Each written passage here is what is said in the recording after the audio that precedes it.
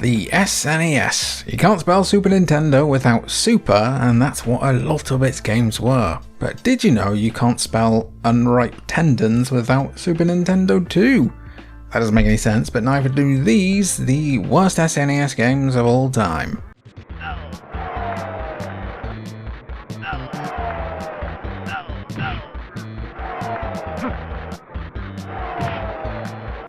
Let's be straight with you here, a lot of the worst games on Nintendo's Grey and Purple Wonder are fighting games. That's likely because many chancers and charlatans wanted to capitalise on the incredible success of games like Mortal Kombat and Street Fighter. Chancers and Charlatans is my favourite Dungeons and Dragons offshoot, but the amount of fighting games that launch with their own take on fatalities probably deserves its own video. Do you want that?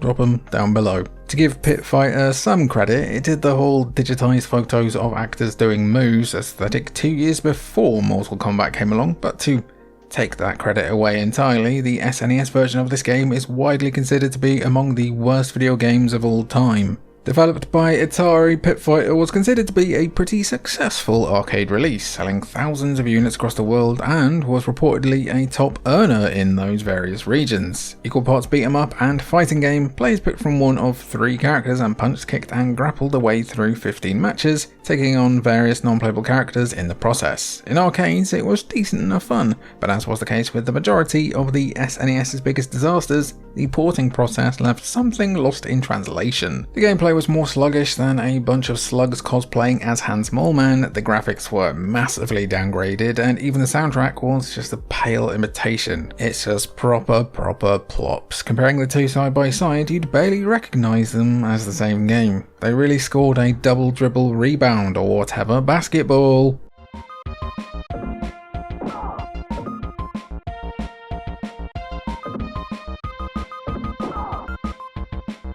Michael Jordan, back of the net, and so on. If it's one thing that the 80s and 90s arcade and console games were lousy with, it was fighting games. But just behind that was basketball games. NBA Jam, Street Hoop, Looney Tunes B-Ball, the list could go on and on. But more specifically, there were a few athlete and team-sponsored games too. From Charles Barkley's Shut Up and Jam, the Harlem Globetrotters official game, or Slam City with Scottie Pippen. Is that all the same language? You had your fill of licensed basketball games. So it's not surprising to see Bill Lanebear's Combat Basketball do things a bit differently. Originally released as Future Basketball on the Atari ST and Amiga by Houston Consultants, Hudson Soft ported the game to the Super Nintendo using Bill Lanebear's likeness and reputation for aggressive play to market this new violent take on hoops. It's like Radcard but terrible instead of peak. Set in the far future of 2031, basically tomorrow, Combat Basketball sees Bill Lanebear emerging from hiding to become the new commissioner of the NBA. Now that he's the big man in charge, he immediately changes basketball to become more violent, sacking the referees, outlawing fouls, and adding weapons to the deal to create the ultimate blood sport. Is Bill Lanebear like the Duncan Ferguson of basketball or something? Sounds like a sport with no rules, but apparently there's still out of bounds and backcourt violations. Even when there are no rules, we must have manners. As for the game itself, it took the unusual approach of playing in a top-down perspective, similar to the speedball games, but the problem is that speedball was actually fun and basketball is not a top-down sport. Bill Lanebear's Combat Basketball absolutely stank. The bad graphics and controls will be driving you around the bend in about 5 minutes.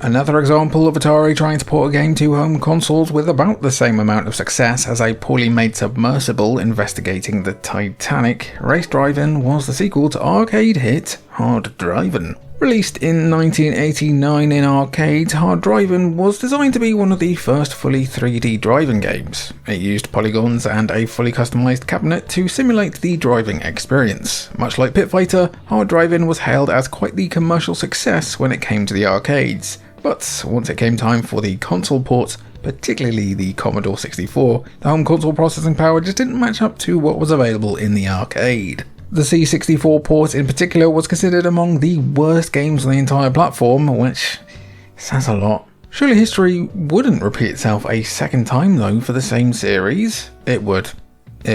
Race driving would improve on the sequel in a few ways, adding new tracks and cars, along with improved vehicle handling because of a faster microprocessor. Unfortunately, then came time to make the console ports, and just like before, the team behind it really struggled to do it justice in the same way that something like Killer Instinct was when it got ported from arcades. A lot of gamers really didn't care about frame rate way back when, but when race driving is dipping into the single digits, it's hard not to wish you'd spend your time on literally anything else.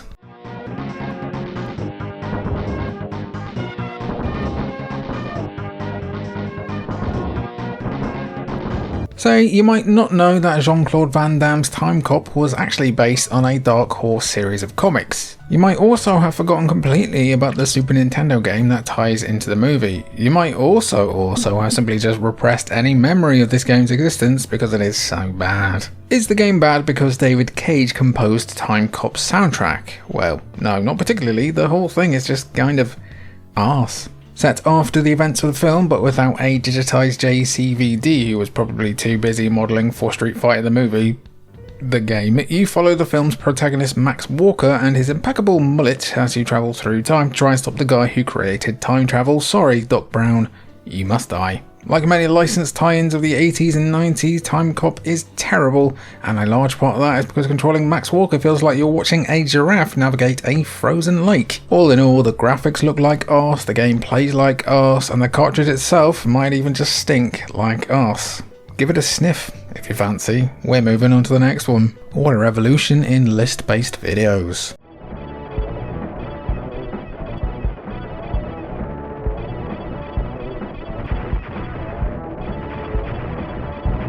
You know, there are more video games based on artists and musicians than you'd think. Kiss made a pretty cheap FPS game for the Dreamcast called Psycho Circus, The Nightmare Child itself, based on a series of comic books by Todd McFarlane. We also got Rap Jam, a basketball game with famous rappers and hip-hop artists like Coolio, LL Cool J and Public Enemy. But when it comes to the obscure world of musician-fronted video games, there's arguably no more famous example than Aerosmith's Revolution X. Released in arcades in 1994, Revolution X is set in the dystopian future of 1996 and sees you trying to rescue a captured Aerosmith from the clutches of the oppressive New Order Nation, who've outlawed pretty much all youth culture. In this day and age, we'd back them if it meant banning skibbity toilets.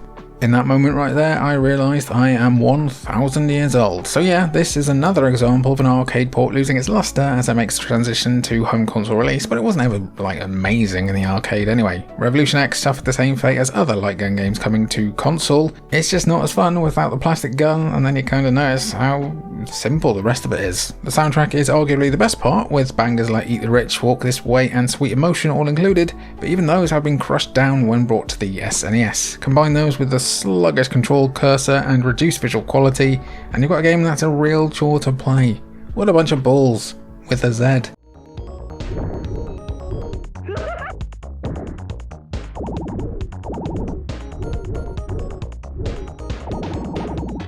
Let's get the positives out of the way first. The Balls soundtrack whips. Whoever made the decision to add samples of a woman having, well, let's say, a good time every 5 seconds is clearly a master of the auditory form. That's where the good things to say about Balls end. This one really deserves to be shafted. Balls, or Balls 3D, the Battle of the Balls, or Bulge, or whatever other name it's known by, is a 2.5D fighting game that took an innovative approach to character design. Make 'em balls. Instead of developing full-blown character sprites, one of the designers, Keith Kirby, made the observation that spheres could be used to simulate 3D while saving the processor a ton of power, as spheres will look the same no matter where the camera is pointing. From there, Balls was born. More so than the gameplay, Balls is mostly remembered for the racy marketing and innuendo used over the name Balls, so the Super Nintendo got the worst end of the stick there. In the original intro for the Genesis, the game even states, to be the champion you gotta have balls, but the SNES version says, you gotta play balls instead. Do you have to? I don't think you do. No. As for the gameplay, Balls is probably one of the worst fighting games to play ever, with weak hits, bonkers AI at times, and a just generally miserable experience at all times. For whatever reason, Balls was given a decent amount of praise when it first launched, and I think most were mainly impressed with the game's graphics rather than the gameplay. Nowadays, that's the only impressive thing about it. Quite the riddle how anyone enjoyed this back in the day.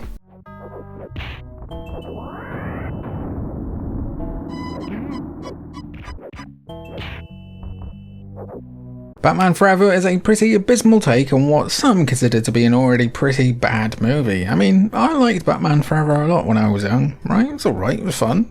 What do you think? Let me know down below. We do have to give Acclaim a small sliver of credit when it comes to publishing Batman Forever though. As mentioned, a lot of rough Super Nintendo games were so because developers were trying to chase a one-to-one comparison on diminished hardware, which just wasn't feasible. To sidestep the issue when developing Batman Forever, Acclaim had Probe Entertainment develop two different versions of the Batman Forever game, one for arcades that would later be ported to PS1 and Saturn, and another that launched a year earlier for the Super Nintendo and Genesis. This sounds like it'd be a clever way of avoiding one of the most common complaints regarding arcade ports to home consoles, but unfortunately for Probe Entertainment, both the arcade game and the Super Nintendo version were lambasted by critics.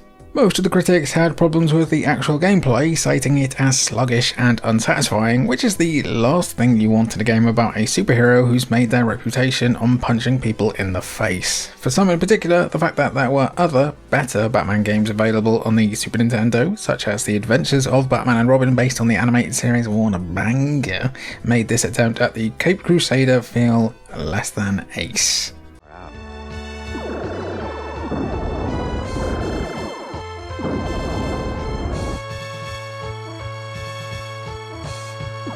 Porting older games to modern platforms might sound like a more recent practice, but some developers and publishers were doing it even in the 90s. Take the game Space Ace by the creators of Dragon's Lair for instance. That game was developed and released for arcades back in 1983 and was printed on a Laserdisc. Over a decade later though, Oxford Digital Enterprises got the idea in their heads that they should bring Space Ace to the Super Nintendo, only to find that the limited cartridge size and overall capabilities of the console weren't quite up to the same standards of the Laserdisc. Therefore, Space Ace had to be completely retooled in order to work on the Super Nintendo. It went from an interactive movie to a side-scrolling platformer that managed to squeeze all the charm and magic from the original release and chuck it in the bin. As a game, Space Ace for the Super Nintendo retains the same story and sequences from the original release, only now instead of following QTEs, you're actually the one dodging lasers and other obstacles. Sounds like that'd be an upgrade to a lot of people, but the reality of Space Ace is that it's an extremely frustrating exercise in trial and error, somehow more so than in the original game, where choosing the wrong option in a cutscene led to instant death. Almost every level sees the player bombarded with lasers, obstacles, and an auto-scrolling camera insistent on making you want to throw your controller into the TV. Space Ace might have been a Laserdisc legend, but it's a Super Nintendo stinker, and I kid you not.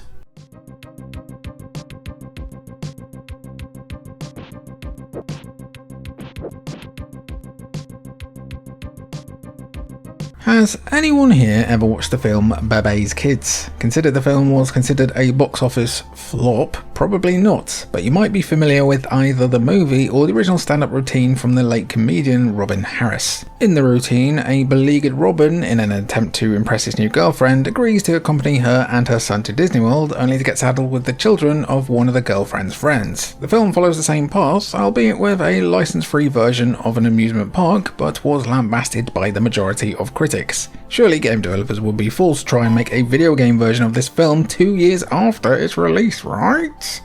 Oh. Apparently those fools were radical insanement, but at least they bucked their ideas up by the time that the Simpsons Hit and Run and Incredible Hulk Ultimate Destruction rolled around and were peak.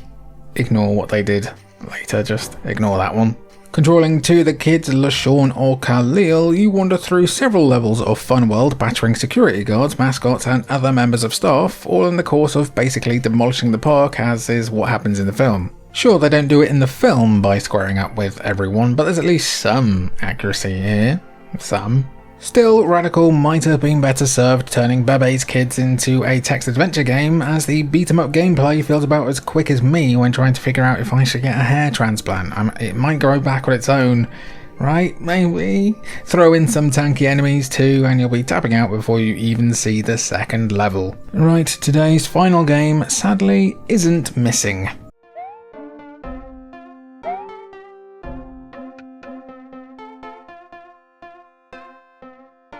A lot of the Super Nintendo's worst offenders are third-party games based on existing licenses, so you'd think there'd be some possibility that Nintendo would be immune to that curse when they decided to license the Mario Bros out to the software Toolworks to create an educational-focused Mario Bros game. That's the thing with curses. They absolutely hate the education system.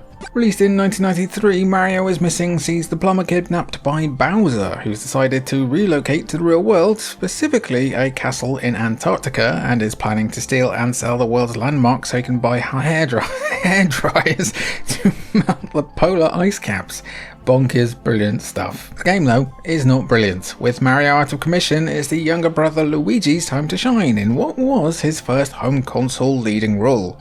His actual first game lead was Luigi's hammer toss as a Game Watch thingy, which definitely makes for a good trivia point in a pub quiz, right? Speaking of trivia, the gameplay starts out by travelling through portals and figuring out which real-life city you've landed in. To do that, you talk to locals and answer simple trivia questions based on what you can see and what you've been told. Again, it's educational, so the game's appeal will vary depending on if you're potty trained or not, but for the Super Nintendo version specifically, Mario is Missing used Super Mario World's assets.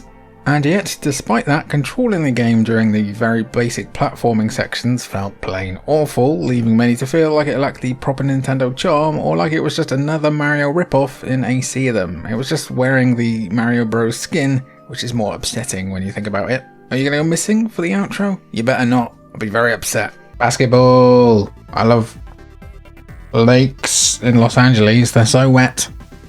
So those were just some of the worst Super Nintendo games of all time. Do you have any more to not recommend but suggest? And we might be able to make like a top 50 worst SNES games if you guys are that interested. I've been Jimmy of Culture Vultures, they've been the lovely members, and thank you for watching.